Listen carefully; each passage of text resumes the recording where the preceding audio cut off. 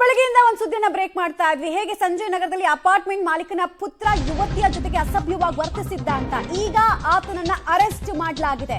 ಆತ ಎಸ್ಕೇಪ್ ಆಗಿದ್ದ, ಅಬ್ಸ್ಕಾಂಡಿಂಗ್ ಅಲ್ಲಿದ್ದ. ಫೈನಲಿ ಆತನನ್ನ ಪೊಲೀಸರು ಹಿಡಿಯುವಲ್ಲಿ ಯಶಸ್ವಿಯಾಗಿದ್ದಾರೆ. ಯುವತಿ ಜೊತೆಗೆ ಅಸಭ್ಯವಾಗಿ ವರ್ತಿಸಿದಂತಹ ಯುವಕನ ಬಂಧನ ಆಗಿದೆ.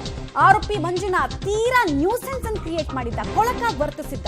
ರಿಯಲ್ ಎಸ್ಟೇಟ್ ಉದ್ಯಮಿ ಆಗಿರುವಂತಹ ಮಂಜುನಾಥ್ನನ್ನ ಸೆರೆ ಹಿಡಿಯುವಲ್ಲಿ ಯಶಸ್ವಿಯಾಗಿದ್ದಾರೆ. ಸದ್ಯ ಸಂತ್ರಸ್ತೆ ಅಪಾರ್ಟ್ಮೆಂಟ್ ನಿಂದ ಬೇರೆ ಕಡೆಗೆ ಶಿಫ್ಟ್ ಆಗಿದ್ದಾರೆ.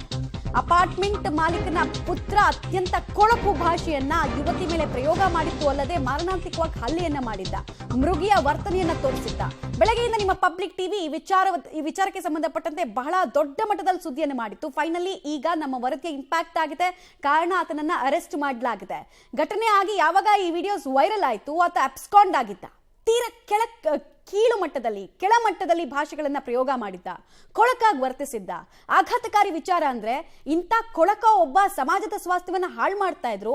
ತಡೆಯೋ ಪ್ರಯತ್ನವನ್ನ ಅಕ್ಕಪಕ್ಕ ಮನೆಯವರು ಮಾಡ್ಲೇ ಇಲ್ಲ. ಅಲ್ಲಿ ನಮ್ಗೆ ಯಾಕೆ ಬೇಕು ಈತನ ಸವಾಸ ಅನ್ನೋ ರೀತಿನಲ್ಲಿ ಇದ್ರು. ಆ ಯುವತಿ ವಿಕ್ಟಿಮ್ ಆದ್ಲು. ಆ ಯುವತಿಗೆ ಫಿಸಿಕಲಿ ಅಸಾಲ್ಟ್ ಮಾಡಿದ್ದು ಅಲ್ಲದೆ ಮಾನಸಿಕವಾಗಿ ಆಕೆಗೆ ಘಾಸಿಗೊಳಿಸುವಂತಹ ಕೆಲಸವನ್ನ ಆತ ಮಾಡಿದ್ದ.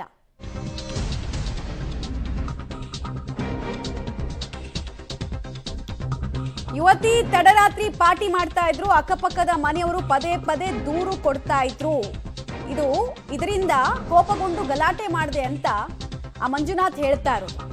ಸರಿ, ಆಕೆ ಏನಾದ್ರೂ ಅಲ್ಲಿ ಶಾಂತಿ ಭಂಗ ಮಾಡ್ತಾ ಇದ್ರೆ ಅಥವಾ ಈತನ ವರ್ಷನ್ ಪ್ರಕಾರನೇ ಹೋಗ್ಬಿಟ್ಟು ಆಕೆ ಪಾರ್ಟಿ ಮಾಡ್ತಾ ಇದ್ದಿದ್ರೆ ಪೊಲೀಸರಿಗೆ ಹೇಳ್ಬೋದಾಗಿತ್ತು, ಅಥವಾ ಯುವತಿಗೆ ವೆಕೇಟ್ ಮಾಡುವಂತ ಹೇಳ್ಬೋದಾಗಿತ್ತು. ಅದು ಬಿಟ್ಟು ಕೆಟ್ಟ ಕೊಳಕ್ ಭಾಷೆಯಲ್ಲಿ ಮಾತಾಡೋದಕ್ಕೆ ಈತನಿಗೆ ಅಧಿಕಾರ ಕೊಟ್ಟವ್ರು ಯಾರು? ಈಗ ತನ್ನ ತಪ್ಪನ್ನ ಮುಚ್ಕೊಳ್ಳೋದಕ್ಕೆ ಬೇಕಾದ ರೀತಿಯಲ್ಲಿ ಹೇಳ್ತಾನೆ. ಆ ವಿಡಿಯೋದಲ್ಲಿ ಹೇಳ್ಬೋದಾಗಿತ್ತಲ್ಲ ಆತ. ಆಕೆ ವಿಡಿಯೋ ಮಾಡ್ಕೊಂಡು ಏನಕ್ಕೆ ಹಿಂಗ್ ಮಾಡ್ತಿದ್ಯಾ ಅಂತ ಕೇಳಿದಾಗ ಹೇಳ್ಬೋದಾಗಿತ್ತಲ್ಲ.